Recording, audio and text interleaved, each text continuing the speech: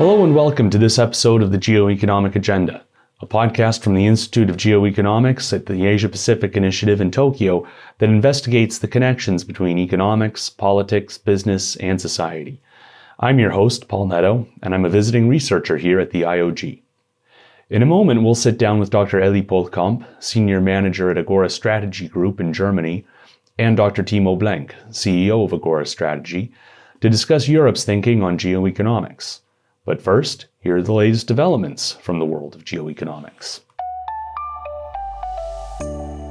High-level talks between the European Union and the United States to resolve their trade dispute on steel and aluminum and critical minerals took place on Friday, October 20th, without a breakthrough. U.S. President Joe Biden hosted European Commission President Ursula von der Leyen and European Council President Charles Michel in Washington for a summit that had initially aimed to achieve a meaningful deal, but this was reportedly walked back to an agreement to simply make progress on the disputes. In the absence of a deal on a global arrangement on sustainable steel and aluminum, U.S. tariffs and EU counter-tariffs are set to be put back into place on January 1st. According to the EU, a key reason an agreement was not reached was because the United States refused to clarify when it would remove punitive Section 232 tariffs against the European Union. 28 governments, including China, the EU, and the United States, issued the Bletchley Declaration on November 1st, expressing concern that artificial intelligence poses a potentially catastrophic risk to humanity. The first global declaration addressing the emerging technology. The signatory countries agreed to work together on developing regulations, research into safety, and more. South Korea has agreed to host a further summit on the issue in 6 months, while France will host the same in a year. The declaration builds on efforts made at the UN Internet Governance Forum held in Kyoto in October. Additionally, on October 31st, the Biden administration signed an executive order to govern AI technologies. The order relies on the Defense Production Act of 1950 to require AI developers to share safety test results and similar information with the government, in addition to requirements to watermark AI images, as well as addressing questions of privacy, civil rights, consumer protections, and more. The order will need to be augmented by congressional action to become binding, and Congress is currently in the process of considering AI regulations. G7 states called for the immediate repeal of import curbs on Japanese seafood following Japan's release of treated wastewater from the Fukushima nuclear plant. While China was not named specifically in the statement released following a working group meeting of G7 trade ministers in Osaka, Japan, China imposed a blanket import on all seafood imports from Japan in August in reaction to the wastewater release. On October 20th, China announced that it would require export permits on certain graphite products starting on December 1st. China's Ministry of Commerce said that the restrictions are conducive to ensuring the security and stability of the global supply chain and industrial chain, and conducive to better safeguarding national security interests. The curbs are similar to those imposed on exports of gallium and germanium that were imposed on August 1st. China is the world's largest graphite producer and refines 90% of global graphite into material used in almost all electric vehicle batteries. This is the Geoeconomics Agenda with Paul Nadeau. Okay, today I'm sitting down with Dr. Timo Blenk, CEO of Agora Strategy Group, and with Dr. Pohlkamp, who's Senior Manager at Agora Strategy Group. And today we're going to talk about the European Union's economic security strategy and its general thinking in this area toward the Indo-Pacific. Elli, Timo, thank you very much for joining me today. Thank you for the invitation. It's a great pleasure. Thank you, Paul. Let's begin at the beginning. The EU released an economic security strategy earlier this year, I believe in June, if I have that right. Can you describe the strategy in a few brief words? Where did this come from? What are the goals? What's it trying to accomplish? Actually, for the first time in its history, the European Union, with its approach to define a new economic security strategy, for the first time, it's linking security considerations with its economic relations with other powers in the world. And this is quite new because in its core, the policy is rooted very much in the realization that the open market philosophy of the EU, which has been its tradition, cannot survive in today's tense geopolitical environment without including security considerations. And actually, the key goal of this approach is, and I quote, is minimizing risks arising from certain economic flows in the context of increased geopolitical tensions and accelerated technological shifts while preserving maximum levels of economic openness and dynamism. And of course, the strategy of the EU doesn't specifically name China, but still, it represents a very important starting point for a very important and necessary political debate about how Europe can respond to actually China's quest to become a technological superpower. And the approach is a twofold approach. It's very concentrated one on risk assessment and on risk mitigation. And the problem with the strategy is that people say it's very defensive in comparison to Japan's approach or the US approach, and it does not have any competitive measures and very much focuses on risk reduction rather than on competition, so to say. And this is because the EU very much continues to worry about the measures that could be seen as anti-market or contravening to the openness of its single market. And this is why there is still a hesitancy. And it's not so much about the issue that the EU did not understand what kind of risk China poses. There has been a unity also within the 27 member states that China is a risk. The only difference is, and this is what it makes so complicated, is that there are still disagreements about implementation and specifically about the timeline on how to implement it and when specifically. And this is also another problem because there's still no clear and common definition of economic security among the member states. It's still very broad and very open. And the last point is that there's still a problem of competencies. So who is in charge and who is in control of these new policies and who is in control of actual implementation? Is it the Commission or is it the member states? Who will have the budget and who will really govern? And until these points are not set, it's a very, very good start and it's a good approach, but it's still a long way to go. So, Timo, if I can turn to you briefly. I know Elli mentioned concerns about the EU wanting to avoid the appearance of being anti-market. How is broadly speaking, as broadly or as narrowly as you'd like, how has the private sector in the EU responded to this? Is this something that they welcome? And she mentioned economic flows. So are there particular economic flows that have piqued the attention here? It's a tricky question. So by heart, neither on the political nor on the economic side, the EU really wants to be economic secure in that sense because it's against the philosophy. But the world has changed. It's a disruptive change at global level. And at the end, the EU now really understands we have to make sure that we actually get the raw materials we need, that we get allies close in the world, which are not only the USA, given probably a next Trump administration, and we have to stand on our own, but also, for example, allies like countries like Japan, also Taiwan to a certain extent, to make sure that we actually get the fuel we need for the economy, which be it semiconductors, be it AI, be it also the big tech giants from the US. So the private sector and the business sector is very much, they're in between. So depending on the company, they now start, for example, the automotive industry is starting to diversify, but it's tricky and it depends on the member states and their core industries. So I think the EU will plug in certain pillars which are very much in favor for the private sector, which are getting back to Europe core supply industries, like, for example, pharmaceuticals, throwing much money on quantum and AI development, but also, for example, building up AI and military defense companies, etc. So this is all very much happening. But in terms of the market science, it's a tricky situation because the industry is heavily reliant, at least in Germany, but also the other countries, on the Chinese market.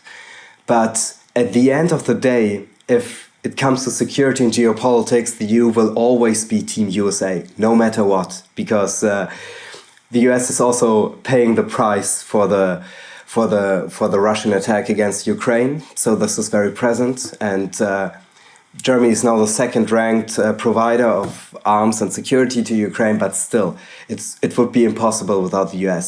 So, and there comes a political price with it, that the US has this very strong rising rivalry with China, and China has, from my perspective, changed. For the last 2-3 years, China is different from the China it has been 5 to 10 years ago. I don't have to go into the details, you are in the region, and this perception is seen in the private sector. So whatever can be done to assure, for example, raw material supply and get alliances on that is very much welcomed. But the core industries for Germany, to answer your question, automotive, very much on top. And pharmaceuticals and chemistry is probably also on the winning side. And then we see what happens. Yeah, but it really depends on the company. Some are very reluctant to see the new world and are shy to actually adjust their strategy. So if I can push you on your comments about the European Union and the United States, and you can probably guess where I'm going with this, given that we're recording a couple weeks after this all happened, how much do the EU and United States actually agree on these things? Because the event that I'm talking about is the summit on, I believe it was October 20th, that was supposed to resolve the issue of steel and aluminum tariffs that ended with no agreement. And in the absence of an agreement, or in the absence of something, there's going to be new steep tariffs. Well, not new, I guess, but the steep tariffs are going to snap back into place on January 1st. So on the one hand, yes, I completely understand when you say that the European Union is always going to choose the United States. Where I would push you is to say that there are certain costs to that choice. And as an American, I can kind of get away with saying this. The US isn't a very easy partner to work with these days either. So can you talk about some of these frictions a little bit, and how much friction is there really? Is this media? Is this something that we all know will get resolved by January 1st? And what's going on here? Well, if I may start, I think this is very, very complicated because for the EU and for Europeans, the transatlantic relationship is very, very important in any political field. So the key goal will always be dialogue and cooperation. This is the goal. But the way towards dialogue and actually cooperation is very bumpy, as you just said. And in general, the EU stands in support of the Biden's administration's initiative on economic security and also the reasons behind these initiatives.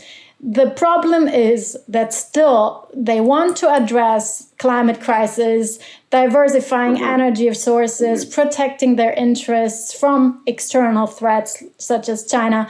But on the other hand, the EU is still very much keen to maintain its own framework, its own economic security framework with its own standards and own values and objectives and interests. And now the conversation and the dialogue process is very much dependent on how much we can protect our own interests and not directly be swooped in what the US actually wants, and how much can we still protect, and how much do we have a say in this. And this is very, very important because the EU very much seeks to balance its openness to global trade and investment with protection of its values and sovereignty. And this is what guides the whole dialogue with the United States. And of course, also the recent dialogue on aluminium and steel, which was a total failure, if I may say this. I thought it was just an impasse. Well, yeah, it is an impasse officially. That's what they said. This is what they say. And I mean, I think the reason why there was no result is also from the European side. There was no unity between von der Leyen and Michel. And this is also very symptomatic of the EU to have to talk in one voice. And the other is that the issue of binding to World Trade Organization rules, which is very, very important for the Europeans to keep that. And they very much felt pressured. This is at least my interpretation and what I have read, to be pushed to agree on something which goes against World Trade Organization rules. And this is something where Europe and the European Union is not ready to do yet. And this has to do something with European values. To have a result is very important. And I guess Timo can say something about the industrial side here, why it is important for the industry, but also to negotiate and keep some of its own standards is very necessary and very important for the European Union. Yeah, I think probably at the end there will be some kind of any compromise, but getting trade agreements done with the US side for the Europeans has always been tricky, and it's very tricky at the moment.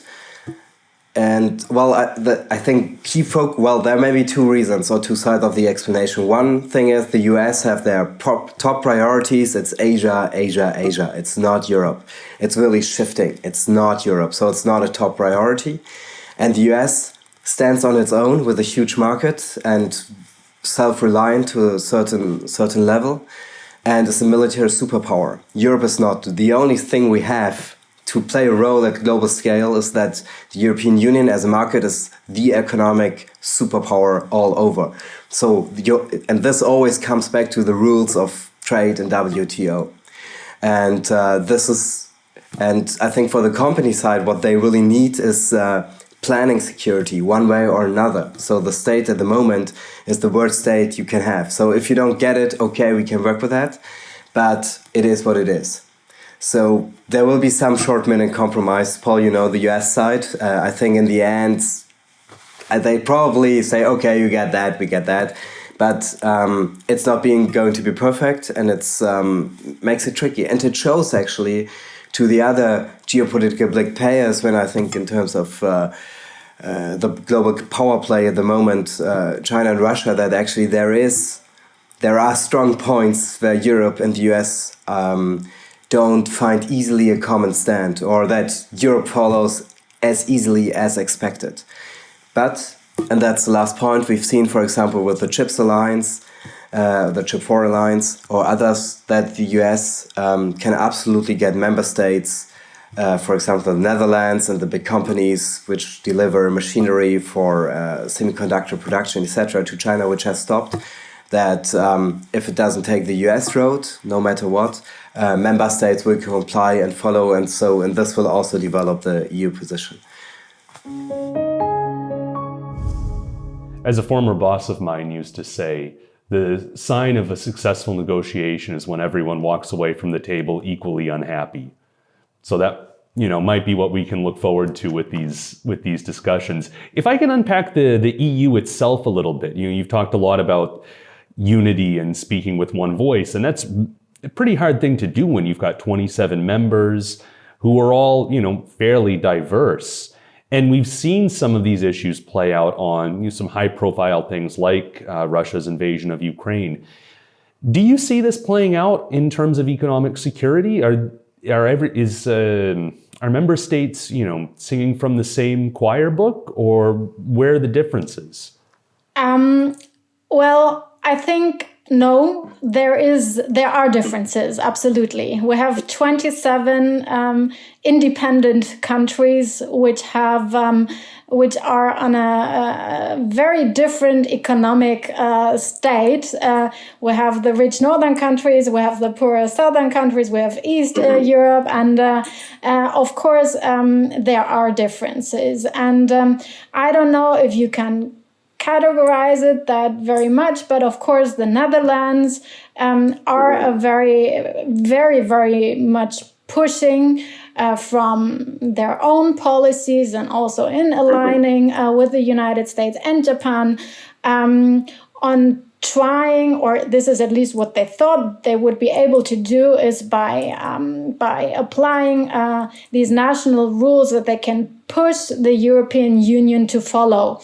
And this has been difficult, because they did not achieve that. And this is because although everyone has understood what kind of risk China plays, there are so many strings attached and not the same strings attached to every member state.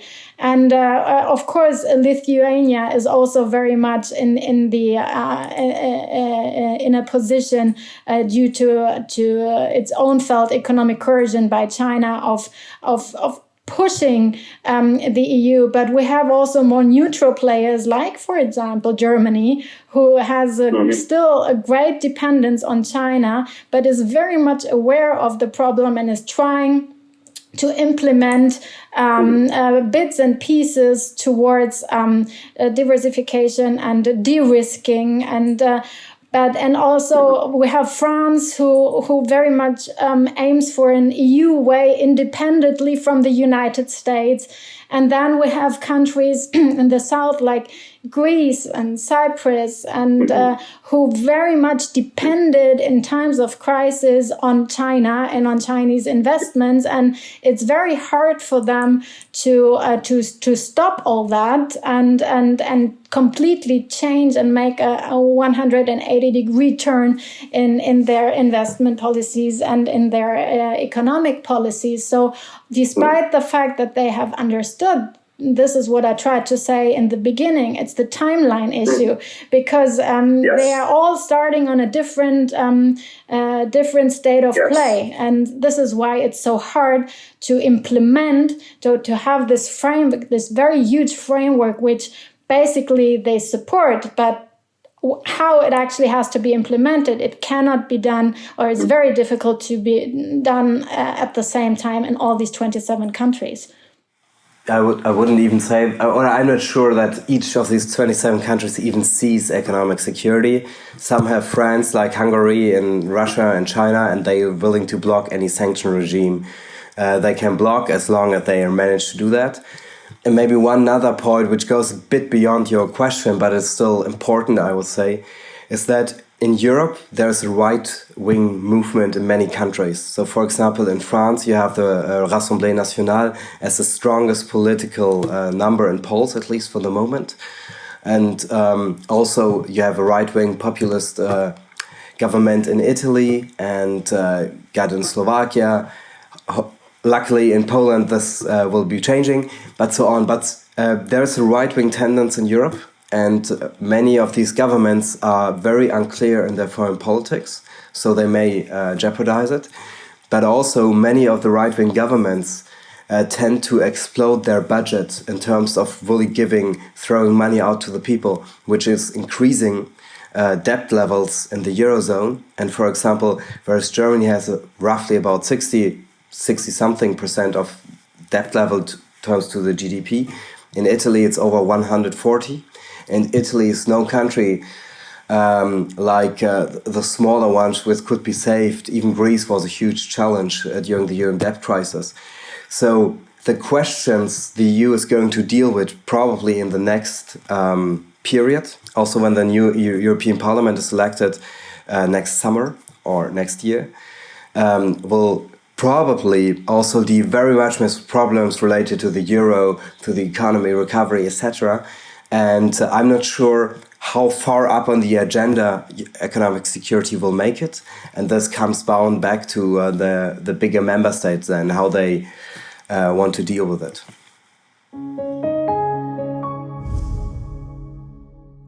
Finally, given I'm sitting in Tokyo right now, let's turn a little bit to the Indo-Pacific. And, obviously security is a big part of this. We've talked a lot about China, but so is connectivity. Economic connectivity has always been, even though a lot of people don't want to remember it, has always been a part of any program of economic security. So on the one hand, we're, talking about how to prevent coercion from China, protecting our economies from China, and justifiably so. But beyond China, beyond concerns about coercion, how is the EU, whether we're talking about member states or the private sector or as an institution, how is it thinking about deepening connectivity with the Indo-Pacific region? Oh, yes, very much.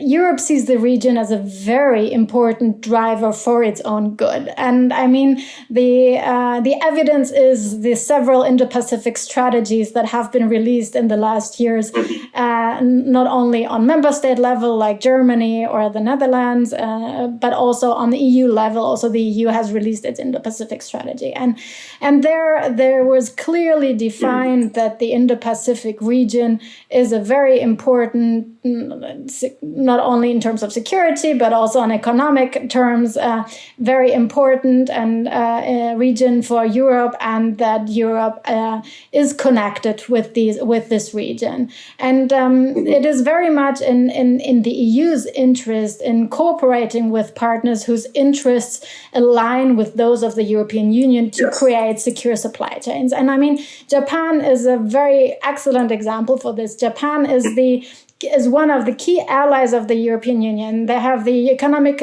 partnership agreement, they have the connectivity agreement, they have the digital agreement, they are the first Green Alliance partner. So they are a very strong partner for the European Union, and specifically to uphold connectivity, to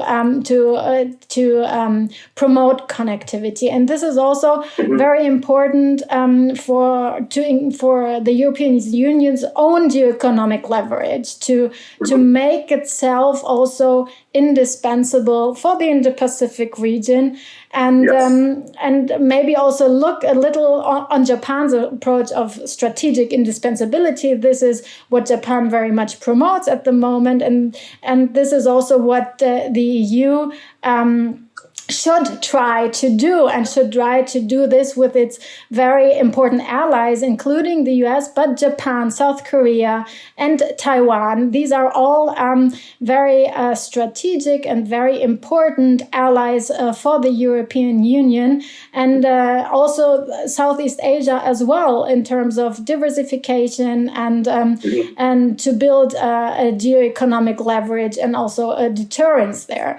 So without these allies, and this is also an integral part of the EU's economic security strategy, to do that with like-minded allies, so to say, also on the economic security front, is very, very important. And this is why, for this approach, it very much needs the Indo-Pacific region. Mm-hmm. Timo, any thoughts? You can see it, for example, in the travel schedule of the German Chancellor, but also other officials. So the previous Chancellor, Merkel, always flew to China back and forth, and maybe on the way back she made a quick stop in Tokyo. I think Scholz, the new Chancellor, he has been at least twice, maybe even 3 times already to Japan, and that directly, and not to China afterwards. So, But for the company side and for the business sector, absolutely. I mean, it's about diversification, also in Southeast Asia. For the high-tech industry, also the defense industry, they're very closely looking to Japan, also the energy industry. I think there's huge interest on the market. But also countries like the Philippines, Singapore, of course, Malaysia and Indonesia are really getting attention. And from diverse branches, it could be finance, could be BMW, production in Vietnam. So, in terms of the strategic map, I would say the focus on the Indo-Pacific also for European companies is gaining much more traction. Also because, I mean, China has been getting more difficult for companies, no matter what. So, and there are interesting markets developing. It's a strategic, important for the politics, and it's a very good opportunity, I would say, for the business sector, and this is happening. Dr. Timo Blenk, Dr. Elli Pohlkamp, thank you so much for joining us today. This has been fascinating. Thank you Paul, very much. what a great pleasure talking to you. So really, really very nice. This is the Geoeconomics Agenda with Paul Nadeau. The funerary mask of Egyptian pharaoh Tutankhamun is one of the most famous works of art in world history. It looks like it was made only a few years ago with its bright gold and vibrant blue highlights. It also wouldn't have been possible without international trade. The blue in the mask is lapis lazuli, and it isn't found anywhere in Egypt, but was acquired from Badakhshan province in what's now northeastern Afghanistan, where it's been mined for 6,500 years. Lapis lazuli from the region was found all over the ancient world and was used by the Mesopotamians, Mycenaeans, and of course the ancient Egyptians, who used it for jewelry and amulets. We're not exactly sure how the precious stone made its way from the mountains of Afghanistan to the Nile River Valley, but given the rudimentary nature of transportation in the ancient world, it wouldn't have been simple. The most likely route is that it went west, across an early form of the famous Silk Road, crossing what's now northern Iran and the Caspian Sea and into Mesopotamia, and from there southwest into Egypt. There's also the possibility that the stone was transported through the Indus River Valley in what's now Pakistan, put on cargo ships at the coast, and sailed across the Arabian Sea to ports where it would have then been transported to Egypt. But the short answer is that we'll probably never know exactly how lapis lazuli crossed that distance. Yet the fact that it was transported over such great distances, especially given the transportation options available at the time, speaks to how valuable the stone was. But that's not the end of the role of lapis lazuli in international trade. Its mining has helped fund the return of the Taliban in Afghanistan. While the Afghan government tried to embargo the export of the stone in 2015, it had little effect, and the stone was instead exported illegally, both depriving the Afghan state of the revenue from lapis lazuli and providing covert funding to Taliban insurgents. Even thousands of years after Tutankhamun, the stone that decorated his funerary mask is still highly prized, for better or worse. That's all for this episode, but stay tuned for more on the way. Until then, we want to know what you want to hear about, as well as take your questions for our show. So send us an email at geoeconomicagenda@ihj.global. Be sure to like, rate, subscribe wherever you get your podcasts, tell your friends, and most of all, keep listening. Thanks for joining us. Thanks to the team at API for making this happen, and we'll talk to you next time.